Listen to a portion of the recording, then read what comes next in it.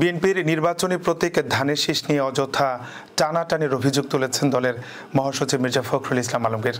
তিনি বলেন, আমরা তো তোমাদের মার্কায় বাধা দেইনি, কোন প্রতীক দেওয়া হবে তা নির্বাচন কমিশন ঠিক করবে, তাহলে ধানের শীষ নিয়ে এত টানাটানি কেন?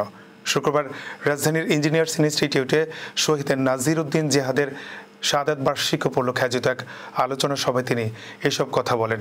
মির্জা ফখরুল বলেন, ধানের শীষ আজ অপ্রতিরোধ আন্দোলনের প্রতীক হয়ে উঠেছে। সারা দেশে এই প্রতীকের জয়ধ্বনি উঠেছে, তাই নানা পক্ষ এখন এটিকে বাধাগ্রস্ত করার চেষ্টা করছে।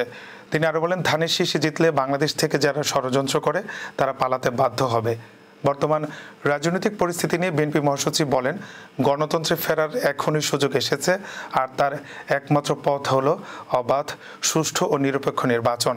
তিনি মন্তব্য করেন, নির্বাচনের মাধ্যমে নির্বাচিত সরকার ছাড়া গণতন্ত্রে ফেরা সম্ভব নয়। তিনি আরও অভিযোগ করেন, প্রশাসনকে একদলীয় প্রভাবে নেয়ার চেষ্টা চলছে, যা দেশের গণতন্ত্রের জন্য বিপজ্জনক। নির্বাচনের সময় আমলাতন্ত্র ও নির্বাচন কমিশনকে সম্পূর্ণ নিরপেক্ষ থাকতে হবে।